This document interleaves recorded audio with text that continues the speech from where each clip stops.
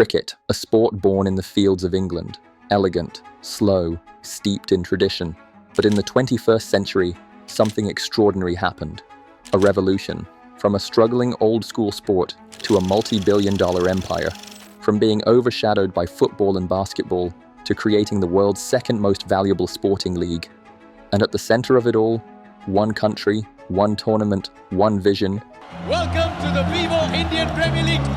All across the lawn.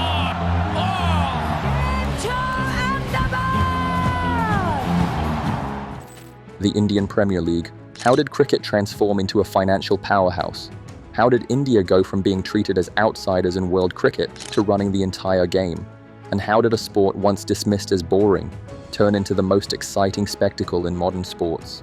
This is the untold story of cricket's biggest power shift.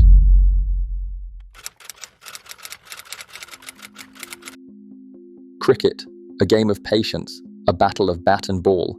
Invented in England in the 1600s, the sport spread across the world, not through passion, but through power. It was the game of the empire. Wherever the British ruled, cricket followed. From Australia to South Africa, from the Caribbean to the Indian subcontinent, cricket was planted like a colonial seed, but for centuries, cricket was controlled by two nations, England and Australia. They made the rules, they ran the tournaments, they decided who played and when. And India, just another participant, a team with raw talent but no influence. A country that was laughed at, ignored, and humiliated by the cricketing elite. Back in 1952, when the Indian team toured England, they weren't treated like professional athletes. They were packed into cargo ships, sleeping in cramped conditions, given a weekly allowance of just £1. While English players dined in five-star hotels, Indian players struggled to afford a meal. They weren't just playing cricket, they were fighting for respect, but everything changed on one historic day. June 25th, 1983, Lord's Cricket Ground, England. The final of the Cricket World Cup, India versus West Indies, the mighty West Indies, the greatest team in the world. A team so dominant, most experts thought the final was already decided. India's odds, 50-1.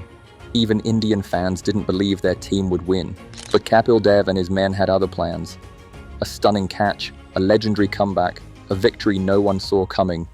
India wins the 1983 Cricket World Cup. Fireworks explode, 1 billion people wake up to cricket. Suddenly, every child in India wants to play the game. Cricket isn't just a sport anymore, it's a national obsession. For years, cricket was a game for the elite. Ticket sales were the biggest source of revenue.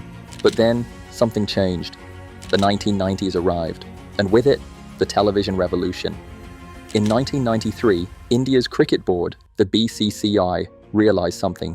Television networks would pay big money for broadcast rights, and the richest advertisers in the world wanted a piece of the action.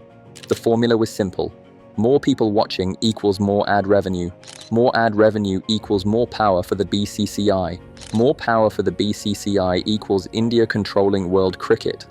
The English and Australian boards had ruled cricket for over a century. But now, India was making more money than both of them combined. The BCCI wasn't just getting rich, it was rewriting the rules of cricket. 2008, a single tournament changed everything. The Indian Premier League, IPL. A total disruption, a format that combined cricket with entertainment, glitz, and money. Instead of countries playing countries, IPL created city-based franchises, and each team, owned by billionaires, Bollywood superstars, and global investors. Mumbai Indians, Chennai Super Kings, Royal Challengers Bangalore. It wasn't just cricket anymore, it was a show. Cheerleaders, fireworks, celebrity owners, 20-over matches designed for prime-time TV. Every game became an event. The world had never seen cricket like this before. Salaries exploded. Indian players went from earning thousands to millions. IPL became the second most valuable sports league in the world, only behind the NFL. Today, nothing in world cricket happens without India's approval.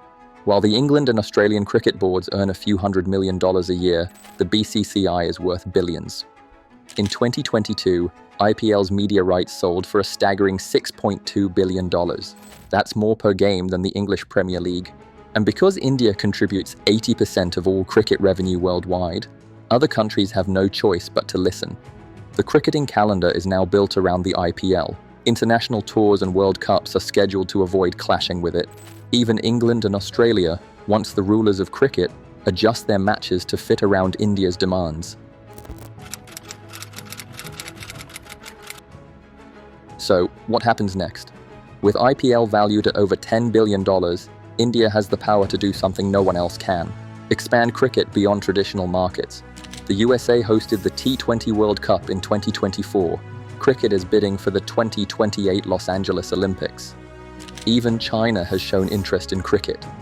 With India at the helm, cricket could become a truly global sport, just like football and basketball. Cricket started as a British game, but today, it belongs to India. From humiliation to domination, from playing second fiddle to leading the sport, from being ignored to becoming cricket's financial powerhouse.